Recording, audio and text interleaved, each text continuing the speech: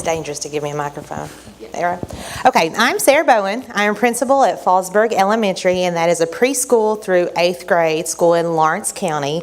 And I brought with me Penny Priest. She's a 3rd grade teacher, ELA. And I've got Mr. Atkins, and he teaches 6th, 7th, and 8th grade ELA also at Fallsburg. So the title, Formative Assessment, When and How. We are an ACT school, and so at the beginning of the year, we had to decide of a problem of practice. So all 3 of our schools in our district decided to go with formative assessment. However, we kind of went our own ways with it, so that's why we kind of separated a little bit. And we broke it up into 2 phases. And I kind of let you just read over through this. But what we wanted to do was we wanted to bring teachers a bank of formative assessments for them to use in their classroom. And our district adopted the instructional process, like how to use the focused, guided, collaborative, and independent phases. It's a gradual release model. And so we wanted to see how formative assessments were used in each one of those phases. So our short-term goals was just to increase MAT data, common assessment data, student self-assessment. And then our long-term goals was to make sure that students are lifelong learners, engaged learners, accelerated students. And so our first phase was formative assessment. And then next year what we're going to do, since we have done very well with that this year, next year we're going to see how we're going to use that in actual classroom instruction. So I'm going to let Ms. Priest talk about the first thing that we do, and it's called PACE.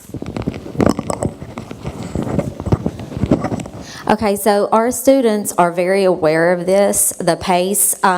What's the purpose? It's just like your I-CAN statements that you use in the classroom. Accountability, we use all kinds of different ways to assess. So the children know exactly what they're going to be doing that day for their skill or anything. So it could be like an evidence chart, it could be a consensus mat, they could be doing any type of graphic organizer. They know about the congruency, what is our common core assessment standard that they're going to be looking at, and eyes on text. What kind of text are they going to be using that day to show what they know about the purpose for their lesson that day. And they can refer back to, everybody's got a different way that they do it, but it allows them to, if they ever get sidebarred or anything like that, go to them and say, no, what's your purpose today? You know, what are you supposed to be doing? You know, if you're in groups and things like that. So they'll go back and refer back to, oh, I know that I'm supposed to be looking at text evidence today. You know, I'm going to be using this chart to fulfill my obligation. And they know that they're still responsible for their lesson, their understanding, their education.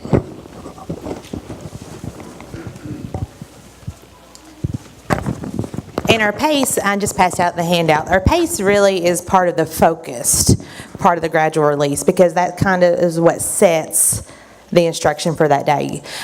This right here is just some pictures. We had our DRT, our district resource teachers. They came in this year, and during PLCs, we did a Kagan structure once a month. And so all month long, we worked really hard to implement that structure in our classroom with fidelity. So this right here is a middle school class, and they are doing quiz trade. And I think the other one is also quiz trade, but we also did rally coach, and teachers were able to use that as a formative assessment in the collaborative setting.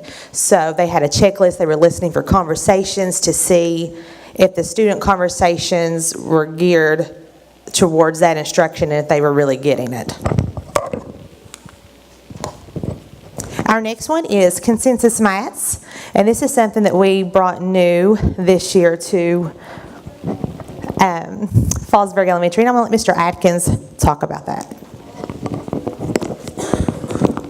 Hi again, my name is Benji Adkins, and I am 6th, 7th, and 8th grade English teacher at Fallsburg Elementary. Consensus maps, I was a little skeptical. Well, I'm just a little skeptical about a lot of things, but I was hesitant to use this. But when I actually started diving into it, it really, really made a lot of sense to me to use this almost on a daily basis with my students for formative assessment to understand what they know, how they find out what they know. Consensus maps, it's a square laminated piece of paper with 4 corners. You could do groups of 2, 3, or 4. I normally do 4. But it's a group of 4 corners. Each student has their own corner that they're responsible for. And in the middle is a rectangle with lines where they can write information.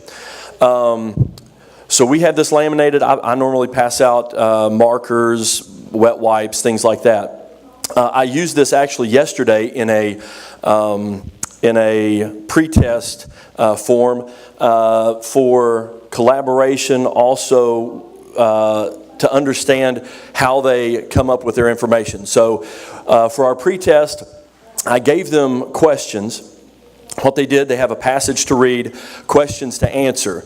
Each student has the same questions, and what they did was this student would read, they would all read at the same time, and then they would answer their question on their own, cover their question or cover their answer, and then at the same time they open it up and let everybody see what they have.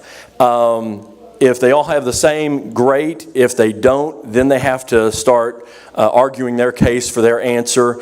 And what happens is I am allowed the opportunity to go around and see what they're talking about, how they're coming to their decisions, and then finding their justification. And then once they all come to a consensus, they go back into the text and then justify how they came up with that answer.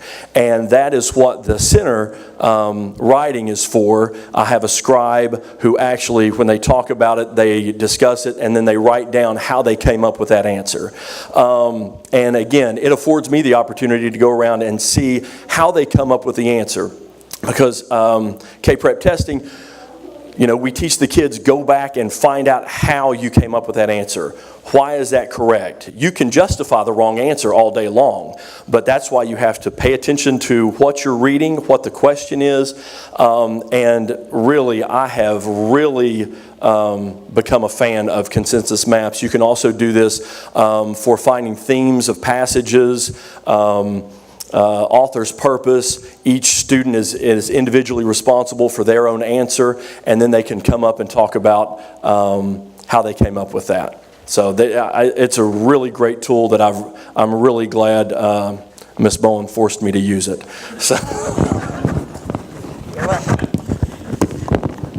And this is something really that you will see K through 8 at Fallsburg. You can go into a kindergarten classroom. They use it with letter sounds. They may say, give a sound, and the students are writing the letters. Oh, man, are you serious? Am I right on time? Sorry, I'm going to hurry. This is just a picture of the resources because we did get some money for this grant. So we bought individual whiteboards for students, for classrooms, so they're able to hold it up, paddle boards. We've got chart paper. We've got Post-it notes. I'm going to have to really go through this. Oh, man. Can you play this for me? Can you play? I have Miss May with me, first grade teacher at Fallsburg Elementary. We have purchased new materials. Okay, you can't hear. Okay, well, you can just turn it off because I'm running out of time anyway.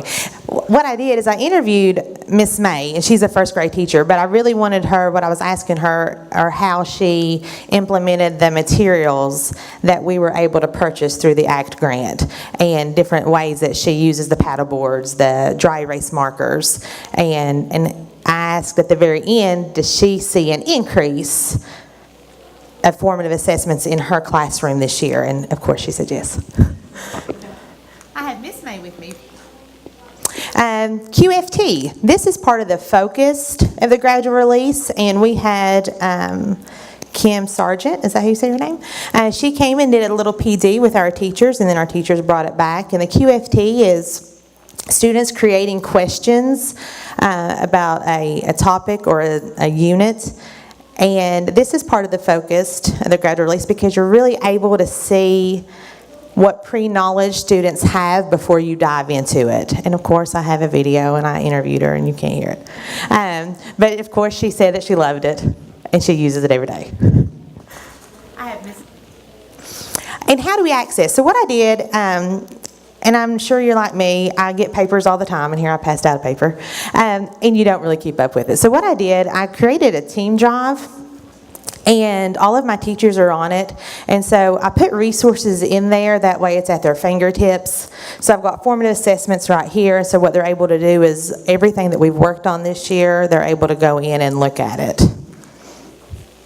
Micro-credentials for formative assessment, I've had a lot of teachers, I've got 5 teachers that completed that this year. Our data has increased for common assessments. We've had our non-duplicated gap data that has increased and met and succeeded from last year. Any questions? Man, I blew through that. So you can't put me on silent. Any questions? I put my name and email at the bottom of that, so if there's any things that I went through really fast and you have any questions, just shoot me an email and I will get back to you. Thank you.